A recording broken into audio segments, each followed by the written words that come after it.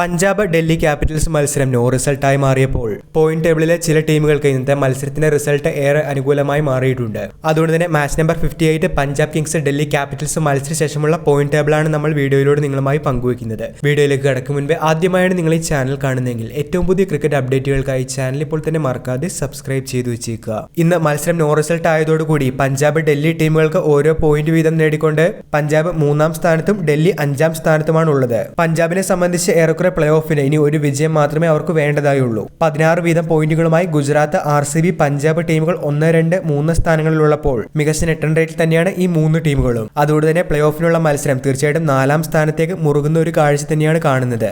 ഇന്ന് ഡൽഹിക്ക് വിജയിക്കാൻ സാധിക്കാത്ത സാഹചര്യത്തിൽ മുംബൈ ഇന്ത്യൻസിന് തന്നെയാണ് ഇത് ഏറ്റവും അനുകൂലമായി മാറിയിരിക്കുന്നത്. മികച്ച നെറ്റ് റൺ റേറ്റ് മുംബൈക്ക് ഇവിടെ പ്ലേ ഓഫിലേക്കുള്ള സാധ്യതകൾ വർദ്ധിപ്പിക്കുന്നുണ്ട്. ഡൽഹിക്ക് 14 പോയിന്റ് ഉണ്ടെങ്കിലും മുംബൈയേക്കാൾ +1 നെറ്റ് റൺ റേറ്റ് കുറവാണ് ഡൽഹിക്ക്. അതുകൊണ്ട് തന്നെ പോയിന്റ് പട്ടികയിൽ അവർ 5ാം സ്ഥാനത്താണ്. അവസാന മത്സരത്തിൽ CSKയോട് തോറ്റെങ്കിലും ഇന്നത്തെ മത്സരം നോ റിസൾട്ടായി മാറിയത് കൊൽക്കത്തയെ സംബന്ധിച്ചും അവരുടെ പ്ലേ ഓഫ് സാധ്യതകൾ വർദ്ധിപ്പിക്കുന്നുണ്ട്. ഇനിയുള്ള 2 മത്സരങ്ങൾ കൂടി വിജയിച്ച് 15 പോയിന്റുമായി അവർക്ക് പ്ലേ ഓഫിനുള്ള നേരിയ സാധ്യതകൾ നിലനിൽക്കുമ്പോൾ ഇതുവരെയും ഒരു ടീം പോലും പ്ലേ ഓഫിലേക്ക് ക്വാളിഫൈഡ് ആയിട്ടില്ല. നിങ്ങളുടെ അഭിപ്രായത്തിൽ പ്ലേ ഓഫിലേക്ക് എത്തുന്ന ആ 4 ടീമുകൾ ഏതൊക്കെയായിരിക്കും? അഭിപ്രായങ്ങൾ കമന്റിൽ പറയുക. വീഡിയോ അവസാനിക്കുന്നു. പുതിയ ക്രിക്കറ്റ് അപ്ഡേറ്റുകൾക്കായി ചാനൽ ഇപ്പോൾ തന്നെ മറക്കാതെ സബ്സ്ക്രൈബ് ചെയ്തു വെച്ചേക്കുക.